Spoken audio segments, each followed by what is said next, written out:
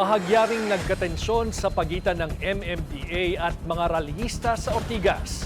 Alamin kung bakit sa Agenda Weekend Report ni Zeus Valdez ng Abante. Muntik nang magpang-abot ang MMDA at grupo ng mga rallyista matapos na naging tilian sa ilalim ng flyover sa Ortigas, karapat ng EDSA Shrine. Ito ay dahil umano sa pagsubok ng MMDA na paalisin ng isang bus na may dalang pagkain at inumin para sa mga kasali sa kilos protesta. Giit ni Ka Eric Celis, National Coordinator ng Bangon Sambayanan, kung hindi re-respetuhin ng MMDA ang kanilang karapatan ay ihaharang nila ang bus sa gitna ng kalsada.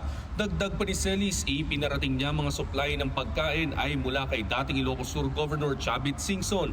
Ngunit sinagot umano sila ng mga tauhan na wala silang pakialam kung kanino ito nanggaling. Binigyang diin ng Bangon Sambayanan na ang kanilang pangunahing panawagan ay ang pagsugpo sa korupsyon at ang pagpapababa sa pwesto kay Pangulong Bongbong Marcos. Pero hindi naman ikinatuwa ng ilang rallyista mula sa iba't ibang grupo ang pagmumura sa harap ng simbahan sa gitna ng tensyon. Makalipas ang ilang sandali na ayos din ang sigalot at nagpatuloy sa kanilang kilos protesta ang Bangon Sambayanan at Marcos Alis Jan Group. Para sa Agenda, Zeus Valdez, Abante.